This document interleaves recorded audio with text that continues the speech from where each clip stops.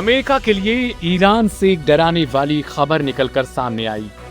रूस से अचानक ऐसे खतरनाक हथियार तेहरान में उतरे कि इस खबर ने वॉशिंगटन को हिलाकर रख दिया।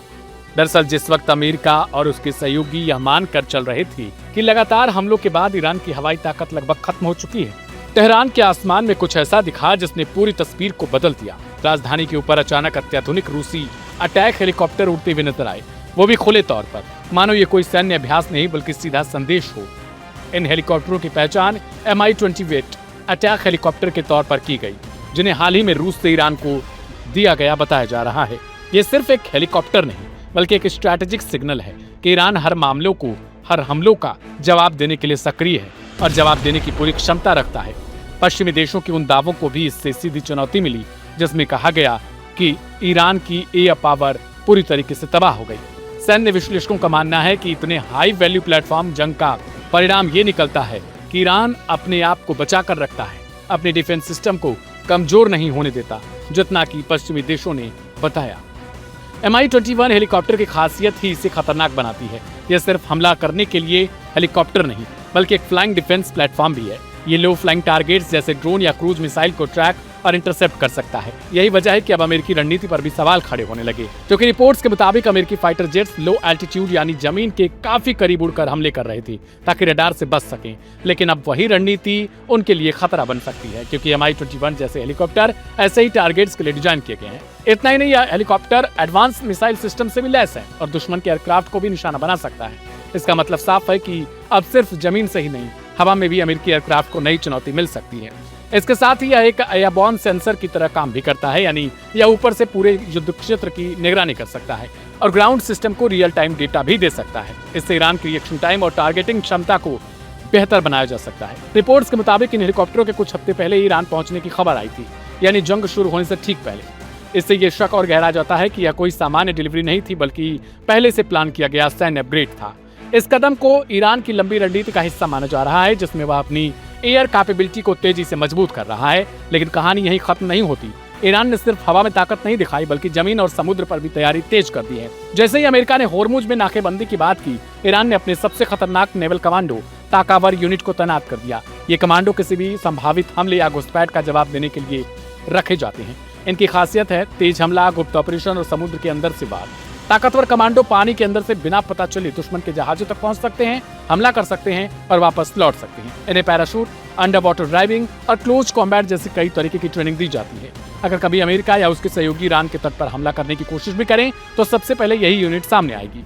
हालांकि कुछ विशेषज्ञ यह मानते हैं कि तकनीकी रूप से यह अमेरिकी नेवी सील्स जितने एडवांस नहीं, लेकिन यह एक बड़ा फायदा इनके पास है कि अपनी जमीन और समुद्र की पूरी जानकारी है और जंग में यह फैक्टर कई बार टेक्नोलॉजी से भी भारी पड़ जाती है। कुल मिलाकर रूस से आए इन हथियारों और ईरान के ताजा तैनातियों ने साफ कर दिया कि यह जंग सिर्फ मिसाइल और बम की नहीं बल्कि रणनीति और तैयारी की भी है। अमेरिका भले ही खुद को सुपर पावर कहता हो, लेकिन ईरान ने यह दिखा दिया कि वह हर मोर्चे पर मुकाबले के लिए तैयार है, चाहे वो आसमान हो, जमीन हो या समुद्र हो।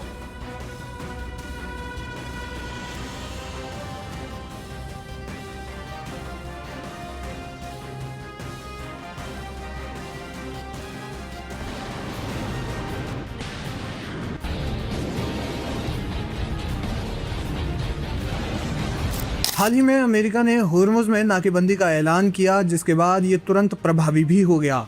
लेकिन अमेरिका की नाकेबंदी का असर चीन पर नहीं हो रहा है। खबर है कि चोक पॉइंट पर ब्लॉक के बाद भी चीन का जहाज स्ट्रेट ऑफ होर्मुज पार कर गया है। खास बात है कि इस जहाज पर अमेरिका ने प्रतिबंध भी लगाया था। फिलहाल अमेरिका या जहाज कंपनी की ओर से इसे लेकर आधिकारिक तौर पर कुछ नहीं कहा गया है। हाल ही में चीन ने अमेरिका से कहा था कि ईरान और उसके काम में बाहर से दखल नहीं दिया जाना चाहिए। रॉयटर्स की रिपोर्ट में LSEG, मरीन ट्रैफिक और केपलर के डेटा के हवाले से बताया गया है कि चीन का टैंकर रिच स्टेरी होर्मुज को पार कर गया है। डेटा के अनुसार नाकेबंदी के बाद रिच स्टेरी पहला जहाज होगा जो स्ट्रेट ऑफ होर्मुज से गुजरा और खाड़ी से बाहर निकल गया। बड़ी बात यह है कि अमेरिका के राष्ट्रपति डोनाल्ड ट्रंप की इस नाकेबंदी के खिलाफ कई देश सामने आ चुके हैं। प्रतिबंध के बावजूद निकला टैंकर। ईरान के साथ काम करने के चलते अमेरिका ने इस पर प्रतिबंध भी लगाया है। इसकी मालिक company Shanghai Swanrun shipping company limited है। खबर है कि रिच स्टेरी एक मीडियम रेंज टैंकर है जो 2.5 लाख बैरल मेथनॉल लेकर जा रहा था। इसने UAE से कार्गो लोड किया था। इस मामले में चीन पहले ही धमकी दे चुका है। चीन के रक्षा मंत्री डोंग जुन ने कहा कि हमारे जहाज स्ट्रेट ऑफ हॉर्मुज के पानी में आ जा रहे हैं। ईरान के साथ हमारे व्यापार और ऊर्जा संबंध हैं।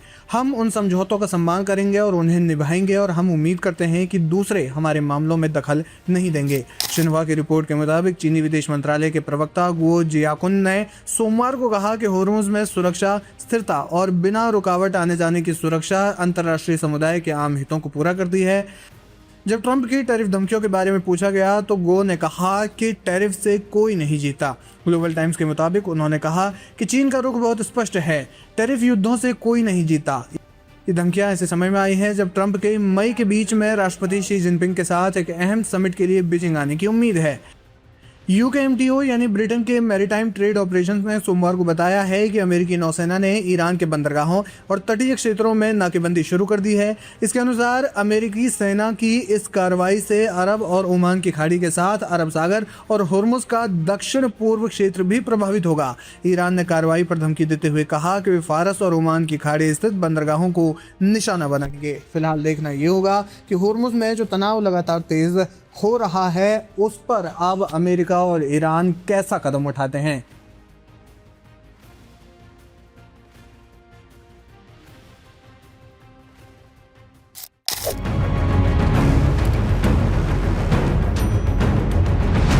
हुर्मुज जलडमरू मध्य में बढ़ता तनाव अब एक बड़े सैन्य टकराव की आहट दे रहा है। हालात तेजी से बदल रहे हैं और हर बयान, हर कदम इस क्षेत्र को युद्ध के मुहाने पर खड़ा कर रहा है।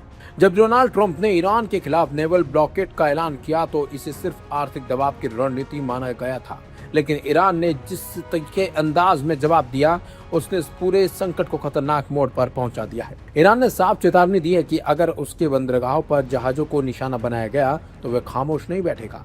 Islamic Republic of Iran broadcasting के जरिए दिया गया संदेश बेहद स्पष्ट था, अगर हमारे लिए सुरक्षा नहीं तो किसी के लिए नहीं। यह बयान सीधे तौर पर फारस की खाड़ी और ओमान सागर में मौजूद सभी देशों के लिए चेतावनी है। इस पूरे घटनाक्रम से संयुक्त अरब अमीरात, कतर, सऊदी अरब जैसे देशों की चिंता बढ़ गई है। इनके प्रमुख बंदरगाह जैसे जुबैल और जेबल अली वैश्विक व्यापार की धुरी हैं। अगर ये निशाने पर आते हैं तो असर सिर्फ मिडिल ईस्ट तक सीमित नहीं रहेगा, बल्कि पूरी दुनिया की सप्लाई चेन चरमरा सकती है। ईरान की सैन्य चेतावनी सिर्फ बयानबाजी नहीं लगती। इस्माइल कानी ने इशारों में बता दिया है कि उनके पास अभी कई छिपे हुए पत्ते हैं। ये पत्ते क्या हो सकते हैं? पहला, बाब अल मंदेब जलडमरू मध्य को निशाना बनाना, जो लाल सागर का सबसे अहम प्रवेश द्वार है।